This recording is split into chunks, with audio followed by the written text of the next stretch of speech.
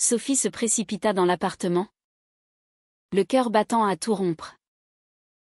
Elle avait vu sa mère entrer dans le café où elle et Marie s'étaient embrassés. Un baiser volé au milieu de la foule anonyme de Paris. Mais le regard horrifié de sa mère, figé sur elle, transforma ce moment d'intimité en catastrophe. Immédiatement, Sophie sut que sa vie venait de basculer, sa famille, si pieuse et traditionnelle, ne pardonnerait jamais cette révélation. Elle claqua la porte derrière elle, les larmes aux yeux, et s'effondra sur le canapé. Marie, qui l'attendait, se leva d'un bond. Qu'est-ce qui s'est passé? Tu es pâle comme un linge. Sophie leva les yeux vers elle. Cette femme qui avait tout changé en elle. Marie, avec ses cheveux bruns cascadant sur ses épaules, ses yeux sombres pleins de mystère, représentait tout ce que Sophie avait toujours désiré sans oser l'admettre. À 25 ans, Sophie avait grandi dans une famille bourgeoise de la banlieue parisienne, où les valeurs catholiques primaient surtout. Son père, un avocat respecté, et sa mère, une enseignante dévouée, avaient élevé leurs enfants dans le respect des traditions. Sophie, la cadette, avait toujours été la fille parfaite, étude brillante en littérature à la Sorbonne. Amie convenable, et un fiancé potentiel que ses parents approuvaient. Mais tout cela avait volé en éclats quand elle avait rencontré Marie. C'était il y a 6 mois, lors d'une conférence sur la littérature contemporaine. Marie, professeure adjointe de 28 ans, avait captivé l'auditoire avec son analyse passionnée des œuvres de Virginia Woolf. Sophie, assise au premier rang, avait senti un frisson la traverser quand leurs regards s'étaient croisés. Après la conférence, elles avaient discuté pendant des heures dans un café voisin. Marie, originaire d'une petite ville du sud de la France, avait fui une famille conservatrice pour poursuivre ses rêves à Paris. Elle était ouverte, libre, et assumait pleinement son orientation sexuelle. Sophie, en revanche, luttait encore contre ses propres démons intérieurs. Ma mère nous a vus, murmura Sophie, la voix tremblante. Marie s'assit à côté d'elle, posant une main apaisante sur son épaule. Et alors? C'est peut-être le moment de leur dire la vérité. Sophie secoua la tête violemment. Tu ne comprends pas. Pour eux, c'est un péché. Ils me renieront. Les mots pesaient lourd dans l'air. Marie soupira, serrant Sophie contre elle. Mais au fond d'elle, Marie savait que ce n'était que le début des tourments.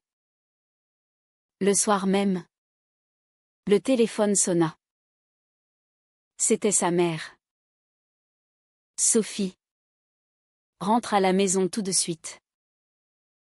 Nous devons parler. La voix était froide, implacable. Sophie obéit. Comme toujours. En arrivant chez ses parents, dans leur maison élégante de Neuilly-sur-Seine, elle trouva son père et sa mère assis dans le salon, les visages graves. Sa sœur aînée, Claire, était là aussi, les bras croisés, l'air désapprobateur. Qu'est-ce que c'est que cette histoire, tonna son père. Ta mère t'a vu avec cette femme. Embrasser une femme. Sophie. Es-tu devenue folle? Sophie sentit son estomac se nouer. Elle essaya de s'expliquer. Mais les mots se bousculaient. Papa. Je l'aime. Marie est tout pour moi. Sa mère éclata en sanglots. Comment as-tu pu nous faire ça? Nous t'avons élevé dans la foi. Dans le respect de Dieu. L'homosexualité est un péché mortel. Claire intervint, pense à la famille. Sophie. Qu'est-ce que les gens diront? Tu vas ruiner notre réputation. La discussion dégénéra en dispute. Sophie défendit son amour, arguant que l'amour n'avait pas de genre, que c'était son droit de choisir. Mais ses parents étaient inflexibles. Si tu continues avec cette perversion, tu n'es plus la bienvenue ici, déclara son père. Sophie quitta la maison en larmes, se réfugiant chez Marie. Cette nuit-là, elles parlèrent jusqu'à l'aube. Marie la réconforta. Mais Sophie sentait déjà les fissures dans leur relation. Était-ce vraiment de l'amour? Ou juste une rébellion contre son éducation? Les jours suivants furent un tourbillon de confusion. Sophie perdit son emploi à la librairie où elle travaillait à mi-temps. Car le propriétaire, un ami de la famille, avait été informé de son comportement immoral. Les amis d'enfance s'éloignèrent, murmurant des jugements derrière son dos. La société parisienne, malgré son apparence libérale, cachait encore des poches de conservatisme profond. Sophie se sentait isolée, piégée entre son amour pour Marie et le poids de sa famille. Marie, de son côté, luttait avec ses propres doutes. Elle avait déjà vécu cela, une relation passée brisée par la pression familiale. Je ne veux pas te perdre, Sophie. Mais tu dois choisir. Vivre dans le mensonge te détruira. Sophie hocha la tête. Mais au fond, elle se demandait si elle était prête à tout sacrifier. Un soir, alors qu'elle marchait le long de la Seine, Sophie confia ses peurs. Et si mes parents avaient raison? Si c'était une phase? Marie s'arrêta, blessée. C'est ce que tu penses vraiment? La tension montait, et Sophie regretta ses mots. Bientôt, la famille de Sophie passa à l'action. Son père contacta un prêtre pour une thérapie de conversion, insistant pour que Sophie y participe. Elle refusa. Mais la pression augmenta. Claire, jalouse de l'attention que Sophie recevait, répandit des rumeurs au sein de leur cercle social. Sophie se sentait trahie de toutes parts. Un jour, elle reçut un message anonyme, « Dégage de Paris ?» Lesbienne. Le harcèlement commençait. Marie décida d'intervenir. Elle appela la mère de Sophie, plaidant pour la compréhension. Madame, l'amour de votre fille est pur. Ne la rejetez pas. Mais la réponse fut cinglante, vous corrompez ma fille. Restez loin d'elle. Marie raccrocha. Furieuse. Ce soir-là, elle et Sophie se disputèrent pour la première fois. Pourquoi ne te bats-tu pas plus? Laisse-moi t'aider, cria Marie. Sophie, épuisée, répondit, parce que c'est ma famille. Je les aime encore.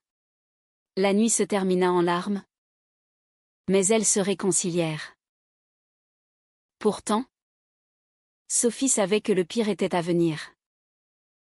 Elle devait faire un choix, son amour ou sa famille. Et chaque décision porterait son prix. Les semaines suivantes furent un calvaire pour Sophie. Elle emménagea définitivement chez Marie, dans son petit appartement du Marais, quartier connu pour sa communauté LGBT. Mais même là, elle se sentait observée, jugée. Les appels de sa famille se multipliaient, Menaces voilées. Supplications émotionnelles. Sa mère pleurait au téléphone, invoquant Dieu et la Bible. Reviens, Sophie. Nous pouvons t'aider à guérir.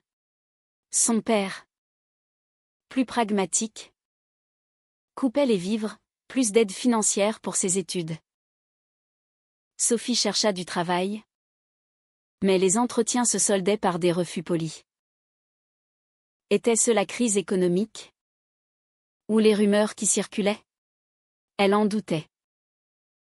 Marie, voyant sa détresse, proposa de l'aider financièrement. Je gagne bien comme prof. On s'en sortira. Mais Sophie refusait. Fière et indépendante. Je ne veux pas être un fardeau. Cette tension alimenta de nouvelles disputes. Marie, patiente au début, commençait à craquer. Tu me repousses? Sophie. Est-ce que tu regrettes vraiment? Un jour, Sophie reçut une lettre de sa sœur Claire. Tu détruis maman. Elle est malade à cause de toi. Pense à elle avant ton égoïsme. Les mots la transpercèrent. Claire, toujours la préférée. Excellent dans son rôle de fille modèle. Mariée à un homme respectable. Avec un enfant en route. Sophie se sentait comme une paria. Elle décida de rencontrer Claire en secret. Dans un café discret. Pourquoi fais-tu ça? Demanda Sophie. Les yeux rougis. Claire la regarda avec pitié. Parce que tu es perdue. Cette Marie t'a manipulée. Reviens à la raison. Sophie défendit son amour, expliquant comment Marie l'avait aidée à se découvrir. C'est réel, Claire. Pas une phase. Mais Claire secoua la tête. La société ne l'accepte pas. Tu seras toujours marginalisée. Et nous? On subit les ragots à cause de toi. La rencontre se termina mal, Claire partit en larmes, accusant Sophie d'être égoïste. De retour chez Marie, Sophie garda le silence sur cette rencontre. Mais Marie sentit quelque chose. Tu me caches des choses? Sophie nia. Mais le mensonge pesa sur elle. Bientôt, les doutes s'insinuèrent. Sophie se surprit à observer les couples hétérosexuels dans la rue, se demandant si sa vie aurait été plus simple. Les médias parlaient de débats sur le mariage pour tous, mais les opposants étaient virulents. Des manifestations anti-LGBT éclataient, renforçant ses peurs. Marie, sentant la distance, organisa une soirée avec des amis de la communauté. Ça te fera du bien de voir qu'on n'est pas seul. Sophie accepta, mais se sentit mal à l'aise parmi ces gens assumés. Une femme, amie de Marie, flirta ouvertement avec elle. Sophie explosa de jalousie. Tu me trompes, accusa-t-elle plus tard. Marie, stupéfaite, nia. C'est toi qui doutes de nous. La dispute escalada, et Sophie claqua la porte, errant dans les rues de Paris la nuit. Elle se réfugia chez une ancienne amie, Lucie, qui l'écouta. L'amour vrai vaut les sacrifices, dit Lucie. Mais Sophie pleura, et si le prix est trop élevé? Le lendemain, elle rentra, s'excusant. Marie pardonna, mais une fissure s'était creusée. Puis vint le coup dur, le père de Sophie porta plainte contre Marie pour corruption de mineurs, bien que Sophie soit majeure. C'était absurde, mais symbolique. Marie fut convoquée au commissariat. C'est du harcèlement, ragea-t-elle. Sophie, terrifiée, supplia son père d'arrêter. Papa, s'il te plaît. Il répondit froidement, choisis ton camp. Sophie choisit Marie. Mais à quel prix? Elle coupa les ponts avec sa famille, bloquant leur numéro. La solitude l'envahit. Marie essaya de la soutenir, mais ses propres démons ressurgissaient. Elle confia à Sophie son passé, une ex qu'il avait quittée pour plaire à sa famille. Je ne veux pas revivre ça. Sophie promit, je reste. Pourtant, la pression sociale persistait. Au travail de Marie, des collègues murmuraient. Une promotion lui fut refusée, sous prétexte fallacieux. C'est à cause de nous, dit Sophie. Marie haussa les épaules, on se battra. Elles rejoignirent une association LGBT, participant à des réunions. Sophie y trouva du réconfort. Mais aussi des histoires déchirantes, rejet, violence. Un soir, lors d'une manifestation, elles furent agressées verbalement par des contre-manifestants. Sale Gouine, hurla un homme. Sophie trembla. Mais Marie la protégea. Ce moment renforça leur lien. Mais Sophie se questionnait, valait-il la peine de tout risquer? La haute trame se nouait. Sophie reçut un appel anonyme, ta sœur est enceinte? Mais stressée à cause de toi. Si quelque chose arrive au bébé. La menace implicite la glaça. Était-ce Claire? Ou un inconnu? Elle en parla à Marie, qui insista pour alerter la police. Mais Sophie hésita, craignant d'aggraver les choses. Les nuits devinrent agitées. Sophie faisait des cauchemars de rejet, de perte. Marie la serrait, mais sentait la distance grandir. Dis-moi la vérité. Sophie. Veux-tu vraiment ça? Sophie affirma oui. Mais au fond, le doute rongeait. Le climax approchait inexorablement. Sophie, rongée par le guilt, décida de confronter sa famille une dernière fois. Elle fixa un rendez-vous avec sa mère dans un parc public, espérant un terrain neutre. Marie désapprouva, ça te fera plus de mal. Mais Sophie insista, je dois essayer. La rencontre fut émouvante. Sa mère, amaigrie, les yeux cernés, l'accueillit avec des larmes. Ma fille. Pourquoi nous fais-tu souffrir? Sophie expliqua patiemment son amour pour Marie. Comment il l'avait libérée. Maman. C'est qui je suis. Sa mère écouta, mais secoua la tête. Dieu ne l'accepte pas. Pense à ton âme. Elles parlèrent des heures, évoquant des souvenirs d'enfance. Pour un instant, Sophie crut à une réconciliation. Mais sa mère conclut, renonce à elle. Et revient. Sophie rentra dévastée. Marie l'attendait, inquiète. Comment ça s'est passé? Sophie éclata, elle ne changera jamais. Elle s'enlacèrent. Mais Sophie omit un détail, sa mère avait mentionné une maladie cardiaque aggravée par le stress. Le guilt s'intensifia. Bientôt, Claire appela. Paniquée, maman est à l'hôpital. Crise cardiaque. Sophie se précipita à l'hôpital Cochin. Là, elle trouva son père et Claire. Hostile. C'est ta faute, accusa Claire.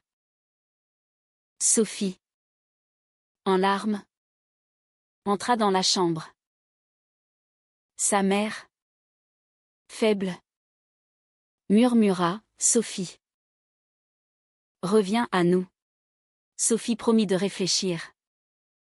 Mais son cœur se brisait. De retour chez Marie. Elle mentit, c'était une fausse alarme. Marie sentit le mensonge. Qu'est-ce que tu caches? Sophie avoua tout. Marie explosa, tu vas les choisir eux? Après tout ça? La dispute fut violente. Je t'aime. Mais ma famille, dit Sophie. Marie, blessée, répondit, alors va-t'en. Sophie partit. Erra dans Paris, finissant dans un hôtel miteux. Seule, elle réfléchit à ses choix. Était-ce moral de prioriser l'amour sur la famille? La société la condamnait, mais son cœur criait le contraire. Elle appela Lucie pour du conseil. Suis ton cœur, mais assume les conséquences. Le lendemain, Sophie rentra chez Marie. Suppliante. Pardonne-moi. Je choisis nous. Marie accepta, mais avec réserve. Plus de secrets. Elles reprirent, mais la confiance était ébranlée. Puis vint la trahison. Claire, désespérée, contacta Marie en secret. Laisse ma sœur. Elle souffre à cause de toi. Marie refusa. Mais Claire insista, Sophie regrette. Elle me l'a dit.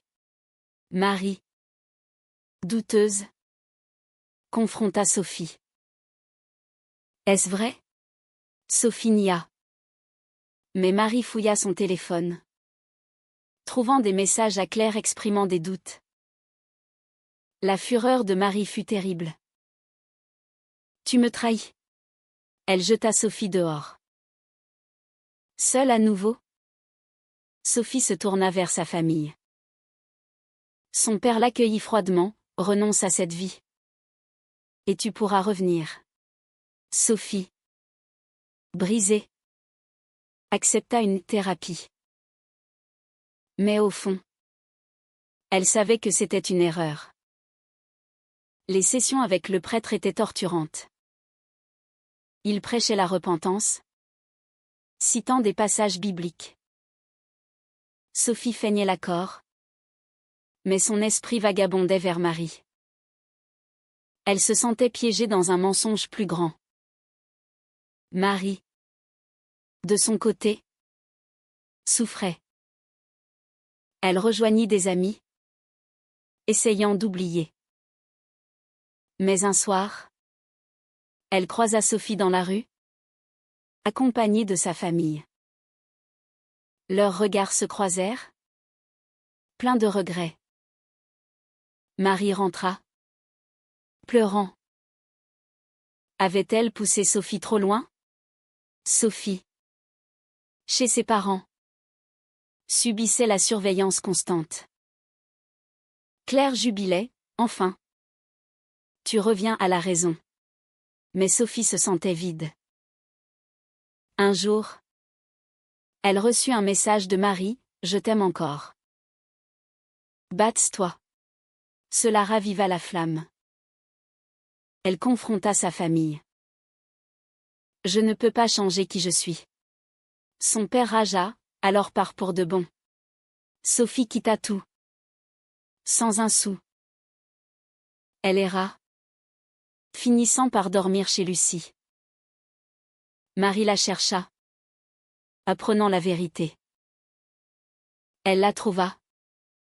Et elles se réconcilièrent en larmes. On recommence, dit Marie. Mais les dommages étaient faits. La société continuait de juger, perte d'emploi, harcèlement. Elles décidèrent de déménager à Lyon pour un nouveau départ. Mais avant, Sophie écrivit une lettre à sa famille, J'espère un jour votre compréhension. Pas de réponse. À Lyon. Elles reconstruisirent. Marie trouva un poste. Sophie reprit des études. Mais les cicatrices persistaient. Des nuits. Sophie pleurait sa famille perdue. À Lyon. La vie semblait plus calme. Loin de Paris. Des regards familiers. Sophie et Marie tentaient de guérir. Marie enseignait à l'université.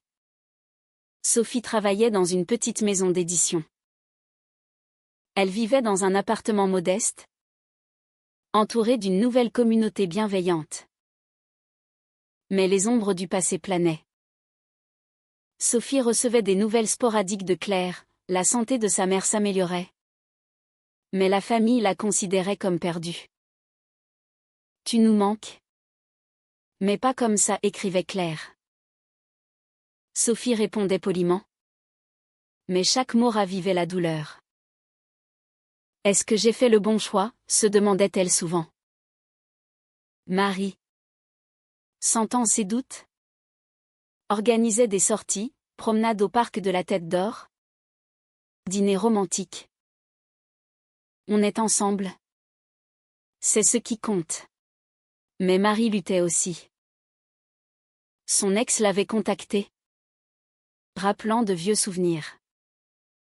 Et si Sophie me quittait comme elle, pensait-elle.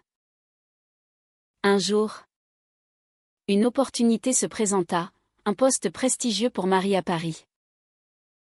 C'est mon rêve, dit-elle. Mais Sophie paniqua, retourner là-bas? Avec ma famille? Marie insista, on affrontera ensemble. Sophie accepta. Mais à contre-cœur. De retour à Paris, les tensions ressurgirent. Sophie évitait les quartiers familiers. Mais inévitablement, elle croisa son père dans la rue. Il l'ignora. Comme une étrangère. Blessée, elle rentra en pleurs. Marie la consola. Mais se demanda si Sophie tiendrait. Puis vint l'ultime trahison. Claire, enceinte, accoucha prématurément.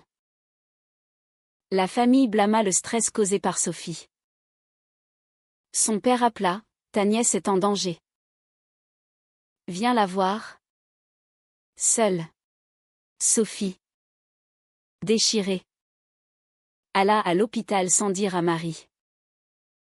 Là, elle trouva Claire, faible, avec le bébé en couveuse. Regarde ce que tu as causé, dit Claire. Sophie pleura, tenant la main de sa sœur. Je suis désolée. Claire murmura, renonce à elle. Et tout ira bien. Sophie hésita. Mais promit de réfléchir. De retour, Marie l'attendit. Furieuse. Où étais-tu? Sophie avoua. Marie explosa, tu l'es choisi encore. Sophie cria, c'est ma nièce. La dispute culmina, Marie partit chez une amie. Seule. Sophie réfléchit. Était-ce éthique de sacrifier son amour pour la famille? Les normes sociales la poussaient à conformer. Mais son cœur résistait. Elle appela Marie, reviens. Je t'aime. Marie revint. Mais avertie, dernière chance. Elles tentèrent une thérapie de couple. La thérapeute, spécialisée en LGBT, les aida à verbaliser. Sophie admit ses peurs, abandon, jugement. Marie confia ses insécurités, peur d'être seconde. Mais le destin frappa. La mère de Sophie mourut subitement d'une complication cardiaque. Aux funérailles, Sophie alla. Malgré tout. Sa famille l'accueillit froidement. Claire murmura, c'est ta faute. Sophie s'effondra. Marie l'accompagna, restant dehors. Après, Sophie pleura, peut-être qu'ils ont raison. Marie, blessée, répondit, alors choisis. Sophie choisit de rester. Mais le deuil la changea. Elle devint distante, questionnant tout. Un soir, elle dit à Marie, peut-être qu'on devrait se séparer.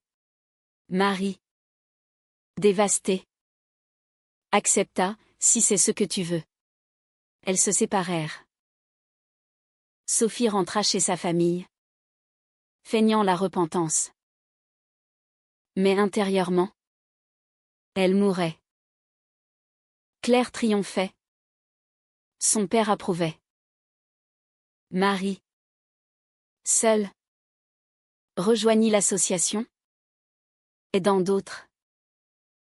Mais elle pensait à Sophie constamment. Des mois passèrent. Sophie, chez ses parents, vivait un mensonge.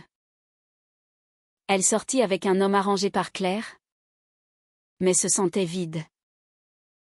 Un jour, elle vit Marie dans une manifestation. Leurs regards se croisèrent, pleins de regrets. Sophie craqua. Elle confronta sa famille, je ne peux plus mentir. J'aime les femmes. J'aime Marie. Son père la chassa définitivement. Claire pleura, tu nous perds pour toujours. Sophie chercha Marie. Elle la trouva. Suppliante. Pardonne-moi. J'ai tout perdu pour toi. Marie hésita, et maintenant? Elles recommencèrent. Plus fortes. Mais les cicatrices restaient. Elles déménagèrent à Marseille. Loin de tout. Là, elles construisirent une vie, adoption d'un chat. Amie fidèle. Sophie écrivit un livre sur son expérience. Anonyme. Il devint un succès. Aidant d'autres. Pourtant, les doutes persistaient. Était-ce juste? La société évoluait. Mais lentement. À Marseille, Sophie et Marie trouvèrent enfin un semblant de paix. La mer Méditerranée offrait un horizon apaisant, contrastant avec les tempêtes intérieures passées. Sophie, maintenant 26 ans, travaillait comme éditrice freelance, son livre anonyme ayant ouvert des portes. Marie, 29 ans, enseignait en ligne, évitant les jugements. Elle vivait dans un appartement avec vue sur le Vieux-Port, symbolisant un nouveau départ. Mais les échos du passé résonnaient. Sophie recevait des lettres de Claire, papa est malade. Il regrette. Elle ignorait. Mais le guilt rongeait. Et si je les avais abandonnés injustement, confia-t-elle à Marie. Marie, sage, répondait, tu as choisi l'authenticité. C'est courageux. Elle participait à des groupes de soutien LGBT, partageant leur histoire. D'autres femmes les remerciaient, vous nous donnez espoir. Cela renforçait leurs liens, mais rappelait les sacrifices. Marie avait perdu des amis conservateurs, Sophie sa famille entière. Un jour, une nouvelle épreuve surgit. Sophie fut contactée par un journaliste, son livre avait été tracé jusqu'à elle. Voulez-vous une interview? Paniquée. Elle refusa. Mais l'article parut, révélant tout. Les réseaux sociaux s'enflammèrent, soutien et haine. Sa famille lut l'article. Son père appela, tu nous exposes au ridicule. Sophie répondit, c'est ma vérité. Il raccrocha. Mais Claire envoya, viens voir papa. Il est mourant. Sophie hésita. Mais alla à Paris. Marie l'accompagna. À l'hôpital. Son père, faible, murmura, je t'ai perdu par orgueil. Sophie pleura, moi aussi. Papa. Ils se réconcilièrent partiellement. Claire admit, j'étais jalouse de ta liberté. De retour à Marseille, Sophie se sentit libérée. Enfin. Une closure. Marie sourit, on a payé cher. Mais ça valait. Pourtant, des mots persistaient. Marie reçut une offre à l'étranger. Aux États-Unis. Une nouvelle vie. Sophie paniqua, quitter la France? Marie insista, pour nous échapper des jugements. Sophie réfléchit. Était-ce fuir ou avancer? Elle accepta. Elles émigrèrent à New York, où la communauté LGBT était vibrante. Là, elles se marièrent légalement. Un rêve réalisé. Mais les cicatrices émotionnelles restaient. Sophie faisait des thérapies pour le trauma. Marie luttait avec la confiance brisée. Des années passèrent. Elles adoptèrent une fille, élevant dans l'ouverture. Sophie pensa souvent à sa famille, son père décédé. Claire distante mais polie. Un jour, Claire visita, je suis fière de toi. Réconciliation tardive. La vie continua. Pleine de joie et regrets. Sophie se demanda toujours, avait-elle fait les bons choix? Et vous? Lecteur? Pensez-vous que sacrifier sa famille pour l'amour authentique est un acte de courage ou d'égoïsme?